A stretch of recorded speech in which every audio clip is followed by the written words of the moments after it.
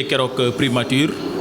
pratiquement résumé bu mu leen defal bi moom mooy li tënk waxtaan bi nga xamante ne moom la ñu fa jëlee woon keroog ci kilifa yi léegi li ma bëggoon compléter juste après li le coordonnateur wax mooy damay insister juste rek ci zone Thiaroye yi projet dépollution baie de Hann consistance des travaux yi nga xamante ne tey moom lañ fi am ci zone Thiaroye yi pour wax leen de manière globale projet bi mi ngi avancé bu baax a baax ba station d'épuration bi nga xamante ne mi ngi fële au niveau de Mbao presque actuellement on est à 88% du taux d'exécution physique donc presque mën nañu wax ni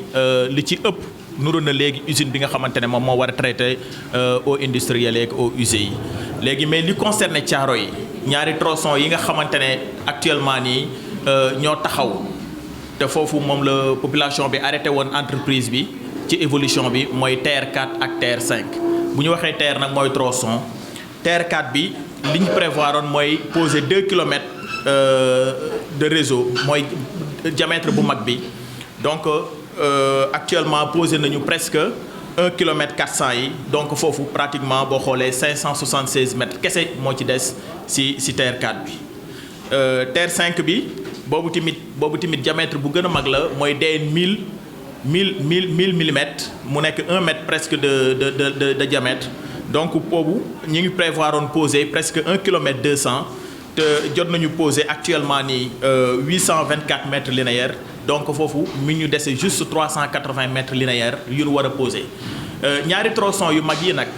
dafa nekk ci intercepteur bi mooy mën a permettre tey jii même demain bu ñu defee restructuration bi parce que restructuration bi dafa programmer aussi tamit volet assainissement parce que tuyaux yu mag yooyu aussi tamit moom mooy jël assainissement bi nga xamante ne moom la ñu prévoir ci restructuration bi. léegi am na beneen lot bu ñuy wax lot 6 nga xamante ne moom mooy gérer 30 kilomètres de réseau yu ñu war réaliser ak 2000 branchements yi ci 30 kilomètres de réseau yi nga xamante ne yeneen communes yi ci lañ bokk. Thiaroye am na ci 9 kilomètres yoo xamante ne dañ ko war a réaliser biir Thiaroye te il faut que ñaari tronçon yu mag yi ma leen tuddal yooyu pare parce que tronçon secondaire ay kii lañu ay collecteurs secondaires lañu foofu la ñuy raccordé wu su ko defee après 900 branchements yi nga xamante ne attribué nañ ko Thiaroye ñooñu mën a raccordé wu foofu. ñu xam ne aussi tamit yeneen infrastructure yu ñu ciy yokk ci biir Thiaroye yi mooy 5 stations de pompage yoo xamante ne war nañ ko réaliser ci dans la zone de Thiaroye 3 yi déjà c'est en cours de réalisation ba am nañu benn taux d'exécution presque de 65% ñaar moo ci des yoo xamante ne commencé guñ ko te loolu c'est prévu dans le cadre du lot 6. léegi beneen bi ma ciy yokk mooy comme monsieur le maire lu mu la wax mooy continuité projet GIPS PIS 2 moom la ñu tuddee GIPS 3. kooku ñun ñi ngi koy liggéey ak waa APIX parce que APIX mooy maître d'ouvrage ñun ñooy nekk maître d'ouvrage délégué donc c'est financé par les mêmes bailleurs par l'AFD te boobu dafa ñëw parce que dafa xool diggante PIS 1 ak PIS 2 pour régler mbiru ndoxu taw yi la donc GIPS bi moom eaux usées kese la léegi nag dafay ñëw pour compléter maanaam li nga xamante ne benn at jotu ko réaliser en termes d'infrastructure ci assainissement eaux usées GIPS bi dafay ñëw pour compléter ko maanaam day jël zone yi nga xamante ne tey extension bi yegg fu mu xëtt ko mu yegg yokk branchement yi ci yeneen quartiers yi nga xamante ne fépp nga xamante ne benn at bi romb na fa donc loolu GIPS bi la te LFR bi nga xamante ne barki démb la jàll assemblée prévoir na déjà un montant ba pour GIPS bi léegi signature convention GIPS bi kese moo des te je pense que ni dans la semaine prochaine mission AFD dana fi ñëw dina rencontrer que le ministère de la coopération te mën nañu avancer bu baax ci signature convention boobu donc am nañu yaakaar incha allah balaa at bi di dee gars yi dinañ mën a finaliser attribution bi ba travaux yooyu aussi tamit démarrer te loolu yëpp ci biir benn ànd boobu donc de façon résumée loolu la amoon pour wax li nga xamante ne mooy travaux yi nga xamante ne moom la ñuy réaliser ci Fond Thiaroye merci. maa ngi nuyu kilifa yi fi teew jiital ci monsieur le maire jiital ci le doyen Samba Ngor jiital yi imam yi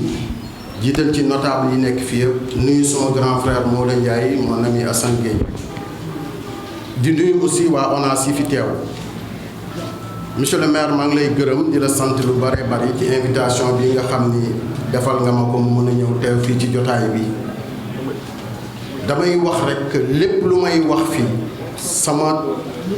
bàmmeel laa jal di ko wax wutuma lu ci neex nit wutuma lu ci naqari nit damay wax rek li nga xam ni moom laa xam ci projet bi je ne cherche pas à plaire ni à déplaire je vais juste dire ce que j'en sais man en 2001 5 juin 2001 man ak ñi ma àndaloon ñun ñoo def pétition pour wax gouvernement du Sénégal war ngeen toppatoo baie de Hann loolu li muy wund mooy ñun population bi ñun ñoo demandé projet baie de Hann am melul comme TER melul comme BRT man maa jëlaat sama tànk dox dugg biir Thiaroye seet le chef de quartier Mame Cheikh ni ko ñun li ñuy liggéey Yaraax dañu war a ànd ak waa Thiaroye liggéey ko si la ma booleeg Assane Gueye 2011 ba léegi ñuy liggéey ci projet bi 2012 am na lu ñu def ci canal 6 Modou Ndiaye adjoint au maire de Pikine ñëw na teew fa donc 2001 ba 2025 tey nii maa ngi topp projet bi tànk par tànk donc lu ma ci wax dafay wér waxantuwuma ci soo ubbee rapport portant étude d'impact environnemental et social de la baie de Hann am na benn croquis bu ci nekk buy daté de 1877 ci croquis boobu le village de Thiaroye apparaît donc ku nekk ci carte yi depuis 1877 sooy wax 2025 war nañ laa déglu ci rapport d'étude d'impact bi lay wax 1875 carte baa ngi page 192 le village de Thiaroye apparaît dans ce croquis qui est dans le rapport de la baie de Hann. Le 19 février 2002, Sila Mame Madior Boye convoquait la première réunion sur la réhabilitation de la baie de Hann. Réhabilitation mu am ñaari composante bu njëkk bi nekk restructuration deuxième composante bi nekk dépollution donc ñaar yooyu ñoo ànd parce que en mars 2003 sur le comité national de suivi pour la réhabilitation de la baie de Hann bi nga xam ne ñu ngi ko monté en mars 2003 loolu moo ci nekk soo ubbee le PTIP le plan triennal d'investissement public de 2003 j'étais membre du conseil économique et social membre du bureau dans ce PTIP dañuy wax ni restructuration de Hann le financement est à chercher soo ubbee étude d'impact environnemental et social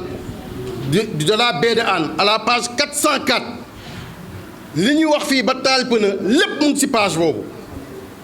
li ñuy wax fii yëpp ba taal pëna mu ngi ci page 444 de l'étude d'impact environnemental et social de la baie de Hann man 444 lañ ma interrogé te lu mel noonu wax naa ko depuis le 7 décembre 2012 dans des émissions télé je disais que kenn du defar Yaraax yàq Thiaroye kenn du defar Mbao yàq Thiaroye kenn du defar Thiaroye yàq Yaraax on sera ensemble pour faire ces quartiers ensemble. Basile maire doyen Samba Ngor ñun ñi ONAS yóbbu woon Maroc man si laa bokk bi waa Mbao gëmul ni war nañ fa mën a def centre d'épuration or ñu yóbbu ñu Maroc ñun ñu añee ci centre d'épuration xamoon nañ ni mën na ne bu ñu restructurer Yaraax ak Thiaroye pour 12 milliards 500 restructuration Thiaroye daf ci war a bokk à la kulli aline et ça je l'ai dit à un débat à la télévision nationale où j'étais avec le directeur de l'ONAS Lassana Gagny Sakho le 21 septembre 2020 ay date lay joxe yu leer télévision émission Kasabor où je lui ai dit clairement que la restructuration de Thiaroye est une partie intégrante du projet de la dépollution de la baie de Hann loolu mënta dañ. Nous n'avons pas besoin d'être remorqués sur le projet Zéro Bidonville pour restructurer Thiaroye. C'est une partie intégrante. L'objectif de la dépollution de la baie de Hann, c'est d'améliorer la qualité des eaux. Ñoom ñoo ko wax page 17. Loolu mooy objectif programme de dépollution de la baie de Hann. Améliorer la qualité des eaux. Loolu mooy objectif bi. Mais loolu mënoo ko def tant que mbalit mi ñu ngi koy sotti géej. mënoo ko def tant que ñu ngi maqal douche yi di ko sotti géej mënoo ko def tant que li am Yaraax ak Petit Mbao amul Thiaroye qui a 7 kilomètres sur la baie.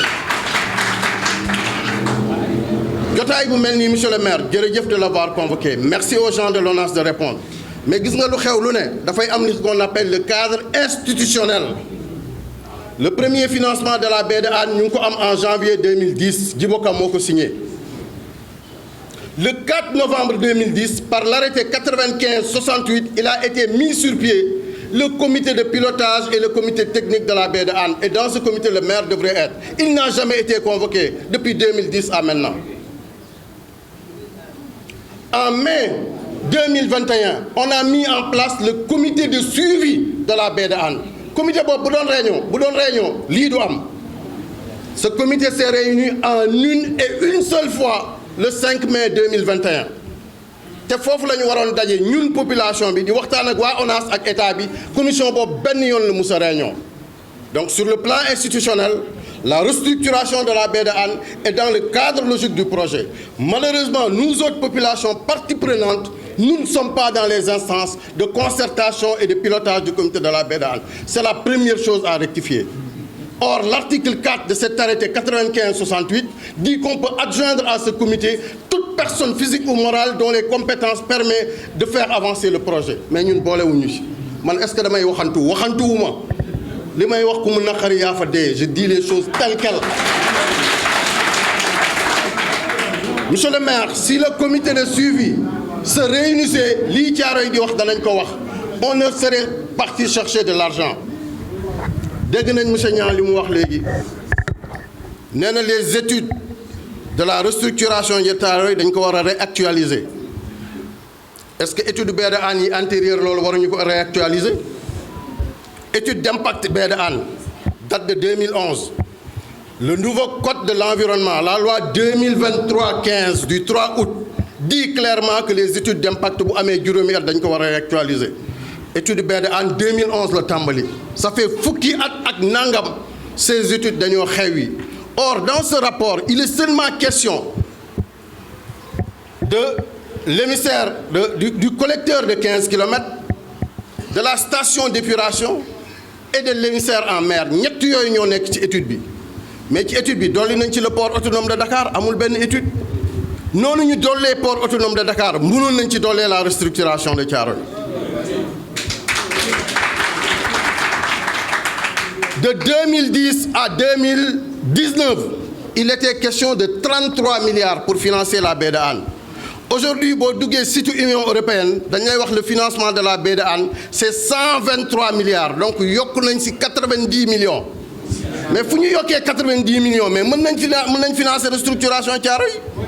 On n'a pas besoin que les jeunes descendent dans la rue comme le dit le communiqué de l'ONAS. Des jeunes sont descendus dans la rue. J'ai écrit que ce ne sont pas des jeunes, c'est des élus, ay kilifa, ay mag ñoo wàcc ci tali bi pour être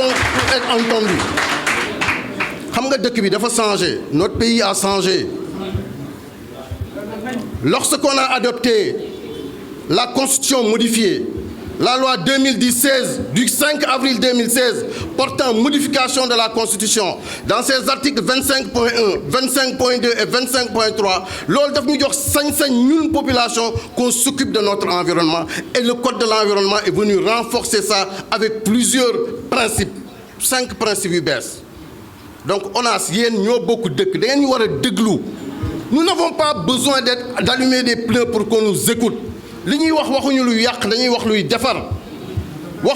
nag Thiaroye lay tàmbalee. Yaraax est né de Thiaroye. On ne peut pas faire Yaraax sans faire Thiaroye. Ñun duñ ko nangu. Ça c'est la première chose à dire. Monsieur le maire, comme yaay suñu édile ñun dañ la bëgg a dénk ay dénkaane yu am solo.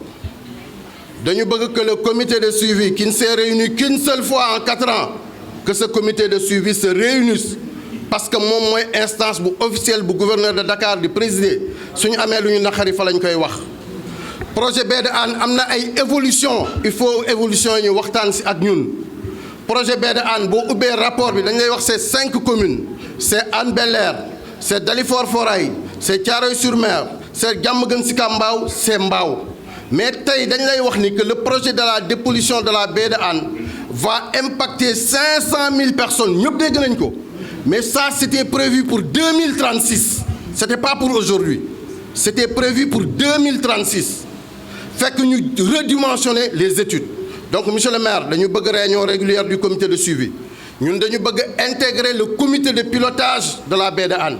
ñun dañu bëgg évolution yi am baie de Hann ñu wax ñu ko nan la ñu def ba dugal port autonome de Dakar te joxewul dërëm port mën na financer boppam wala la mooy andi nañ ko dugal ci restructuration Thiaroye parce que port am na moyen pour def ko des pistes pour trouver de l'argent. Tout le monde sait que le Sénégal a du pétrole et du gaz et que ces recettes dafa am partie bu ñuy jël jox ko les générations futures et c'est le FONSIS qui s'occupe de ça et dans le décret qui crée le FONSIS, le décret de 2009, il est question de faire des investissements non rentables et parmi ces investissements non rentables non lucratifs restructuration Thiaroye mën na fa dugg dañuy wax problème mais dañuy wax fu xaalis am mais bu ñu woowul réunion maire wootewul jotaay bu mel nii duñu ko mën a wax soo waxee ñaaday mer jaaji mer keneen mer mais c'est pas mon problème comprendre nga c'est pas mon problème parce que képp ku nekk tey ci baie de Hann bi képp ku ci nekk depuis le directeur général ba ku ma mënti nekk man fii nga ma fekk ku fi ñëw ku ne man fii nga ma fekk su ma yàlla mayee fekki ak tal fii nga may bàyyi je l'avais dit à Fatoumata Dia Touré quand c'est la direction de l'environnement qui gérait ce projet wax ji mu ngi bëgg a guddi maire ci lu ñuy tënk daal mooy nañu fexe réunion yi am ni fexe ba dugal port nañu fexe dugal Thiaroye nañu taper sur le FONSIS qui a les recettes du pétrole ñu génneel ñu fa xaalis 20 milliards ce n'est rien pour un État mais le bien-être de ces populations va impacter sur la baie de Hann il faudrait que nag évolution yi ñu am ñu ñëw waxtaane ko ak ñun ñëpp gis nañ bërki démb benn vidéo bu waa Yoff defar ndox mi ñuy sotti biir géej ñu naan fii mu ngi xasaw mu ngi xeeñ mu ngi am ay lumb mais bu ñu sottee ndox mu bon mu toll noonu ñu waroon ko sotti à 3 kilomètres léegi ñu nuy 2 kilomètres la c'est un problème il faut ñu gis études yi te dañu am li ñuy woowee aire marine protégée fii pour jën bi dellu si mënoo fu jën wi war a dellu si nga jël ndox mu bon mu toll noonu sotti ko ci biir géej xel mënu koo nangu et on le dira fortement avec des pneus sinistres. Merci de votre aimable attention. di nuyu ku ci ne ci turam ak santam di ñaan yàlla mottali ñu suñu ndaje mi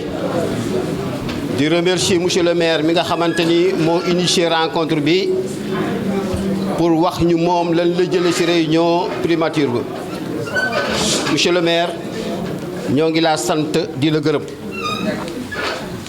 ñoo ngi laa sant di la gërëm ñoo ngi laa sant di la gërëm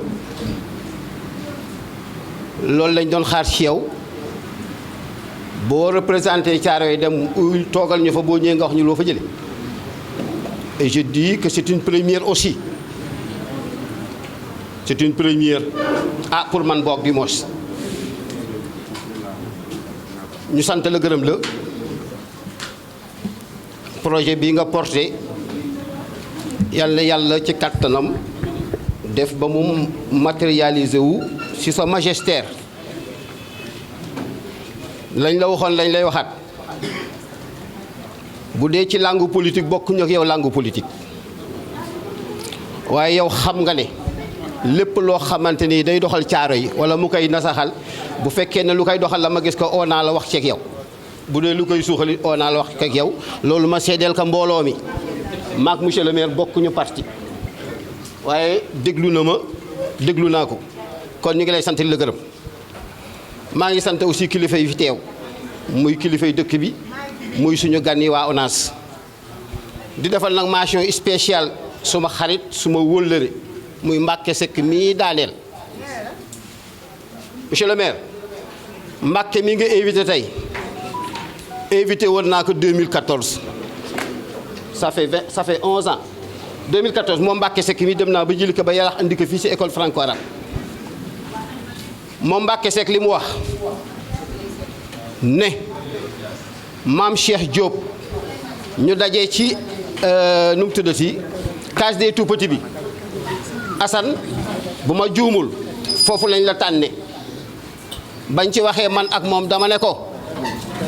man comme dama bëgg génn ci yenn organisation bu dul organisation politique danaa la booleeg maam Cheikh Diop réunion boobu moo jur Assane Gueye mii lii muy dox tey mu du ko dox te ñu la ci jaajëfal yow itam réunion boobu ko jur Mbàkke jërëjëf xamante bi yàgg na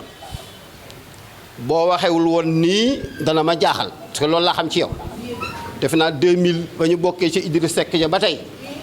ci loolu lañ nekk sàmm wëllëre yi monsieur le maire man wax ji mënoon naa ñëw dugg ci ku ci ne li nga wax yow ak waa ONAS Mbàkke wax na ci comité de suivi bi yow wax nga ci avenant ñun 2012 lañ ko waxoon defe naa ci vidéo yi ma mujj a wax naa ne 2012 la ñu ne Caaroy bu bokkul ci restructuration bu bokkul ci Bédane projet Bédane man la continuer lu dul nañu ko ubbil buntu defal ci Caaroy mooy avenant boobu nga jëlee tey jii moom nga ñu waxal kon Caaroy accusé na un retard de 13 ans lu ñu waroon demander 2012 ñu toog ba tey di ko demander te amuñu ci certitude beneen bi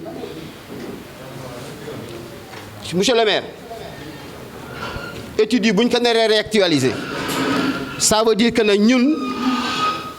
le rapport provisoire bi nga xam ne janvier 2024 la ñu ko déposé ce rapport là est devenu caduc ou non parce que maison yi nga marqué yi nga tudd na ne marqué nañu ko j'ai dit que vous nous avez pris en otage information boobu que ñoom ñi doon marqué kër yi ñoo ko wax nit ñi ku ñu marqué sa kër amatoo droit avancé ñoom ñoo ko wax de une mauvaise communication venant du village ñoom ñi doon marqué ñoom waa ONAS wala waa DGA yi ñoom ñoo ko wax otage boobu ñu jël nag moom laa wax dafay deñ parce que li ñu wax yëpp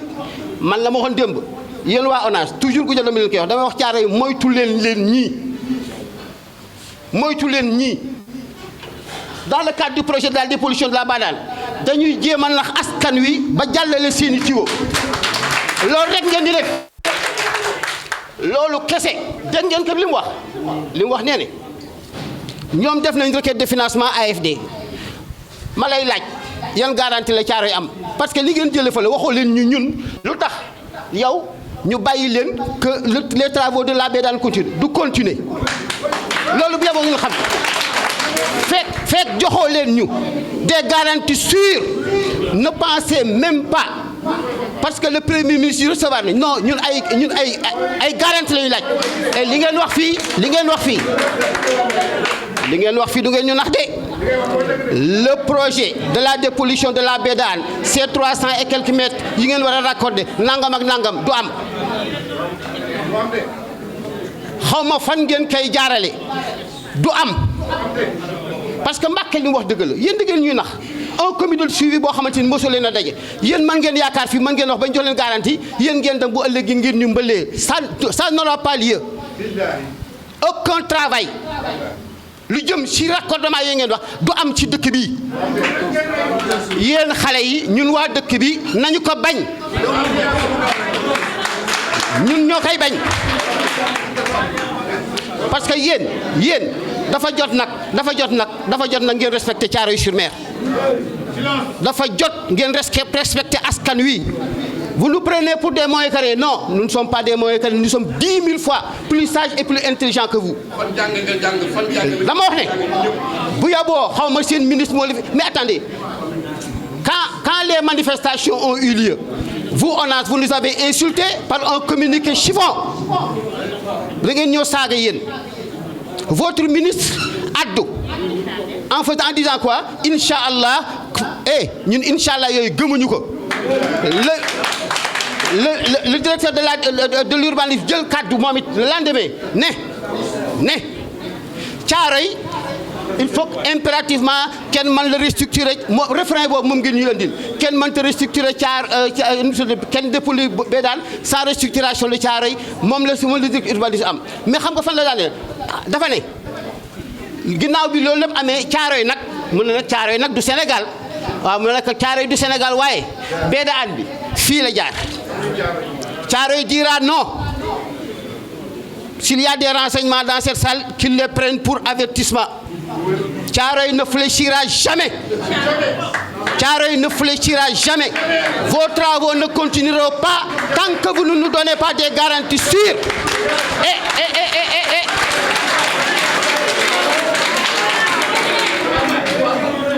il y a rupture de confiance.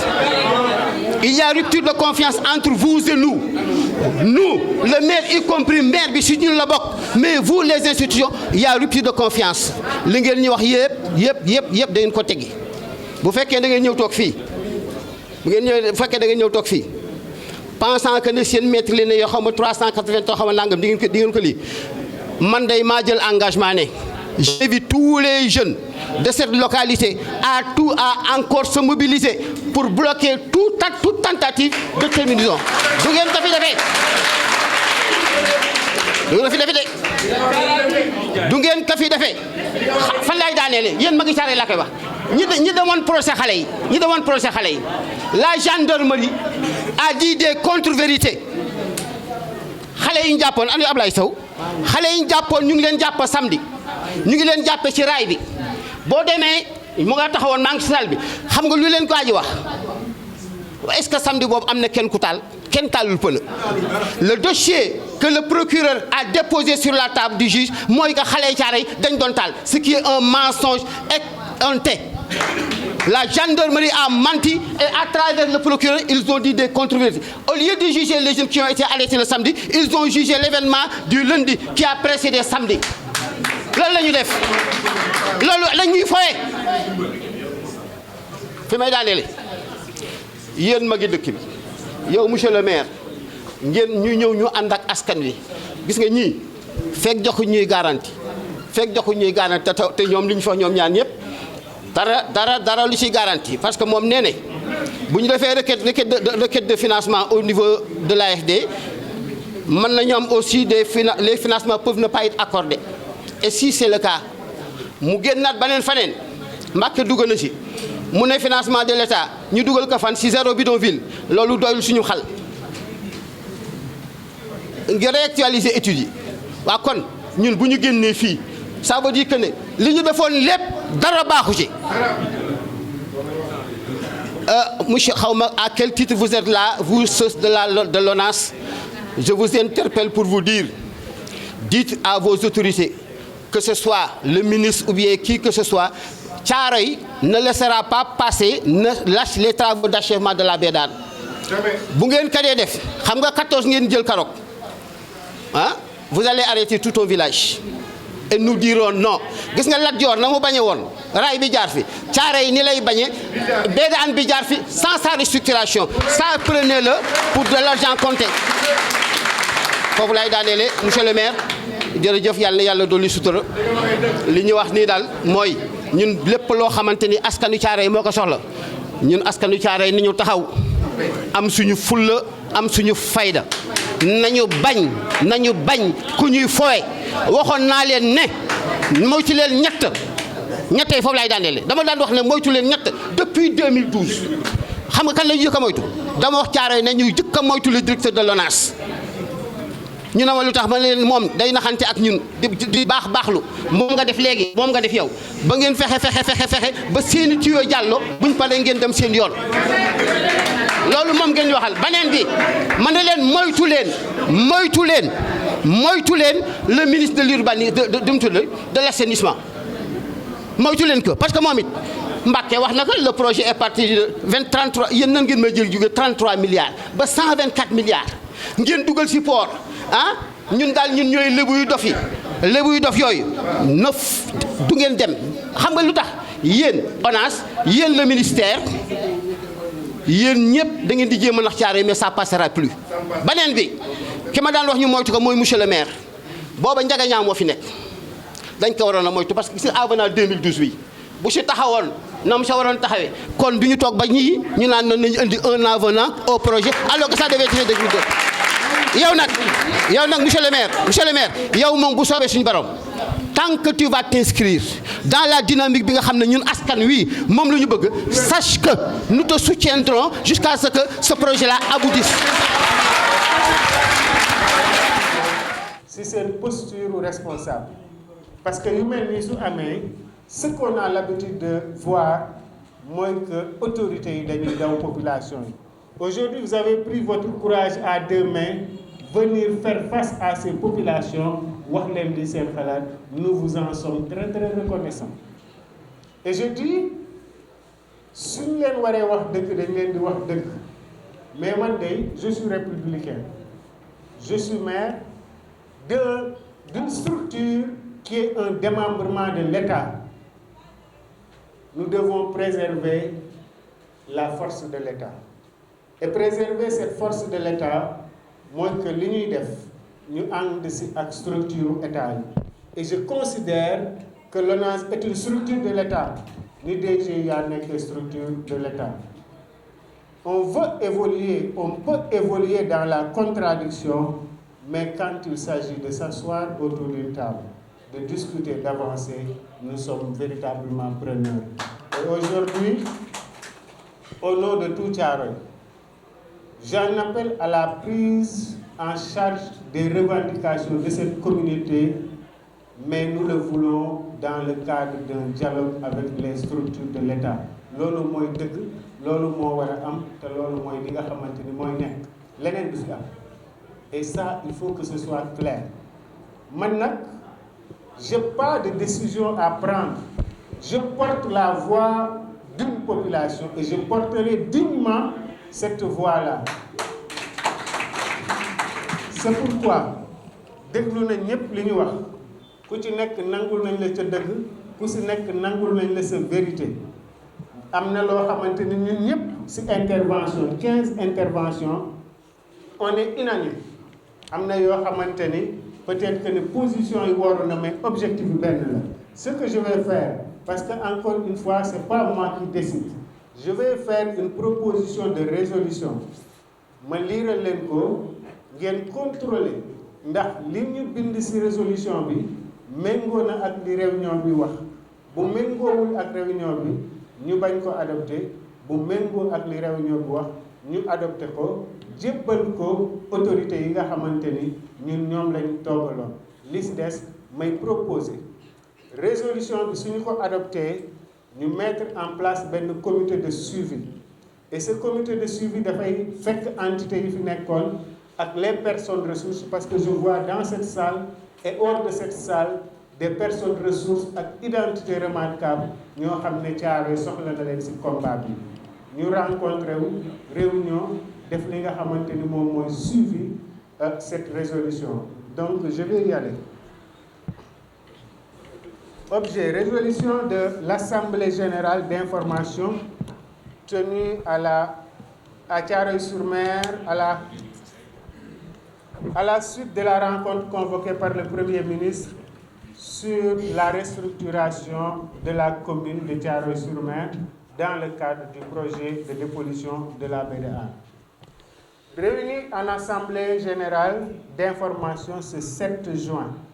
juillet 2025, à l'initiative des autorités locales et des représentants communautaires des populations de Thiaroye-sur-Mer, après avoir été informés des conclusions de la réunion tenue à la primature et portant sur la restructuration urbaine de Thiaroye-sur-Mer dans le cadre du projet de dépollution de la baie de Hann et discuter des engagements issus de la rencontre tenue sous l'égide du Premier ministre, considérant la volonté réaffirmée et les engagements de l'État de procéder à la restructuration urbaine de Thiaroye-sur-Mer dans le cadre du projet de dépollution de la baie de Hann, la participation du maire de la commune à la réunion convoquée par le Premier ministre, les engagements verbaux pris par les autorités pour la restructuration urbaine de Thiaroye-sur-Mer, l'absence de garantie écrite, précise et contraignante à ce jour concernant ces engagements, les inquiétudes légitimes exprimées par les populations quant à leur avenir et la préservation de leur droit à une restructuration urbaine dans le cadre du projet de dépollution de la baie de Hann, l'Assemblée générale 1. Acte de manière responsable les engagements de l'État pour la restructuration urbaine de Thiaroye-sur-Mer. Exprime ses réserves sur la mise en œuvre immédiate du projet en l'état actuel en raison du manque de garanties suffisantes et formelles sur la mobilisation des financements nécessaires à la mise en œuvre du projet de restructuration urbaine de Thiaroye-sur-Mer. Demande la mise en place d'un cadre de concertation permanente incluant les services techniques de l'État, la municipalité, les représentants désignés des populations pour un suivi transparent et participatif de l'ensemble du processus. 4. Appel à la poursuite du processus de restructuration par la signature d'un nouveau décret d'utilité publique et la mobilisation dans les meilleurs délais des financements nécessaires pour la réalisation de la restructuration de Thiaroye-sur-Mer concomitamment au projet de dépollution de la baie de Hann. 5. Pour le suivi de la présente résolution,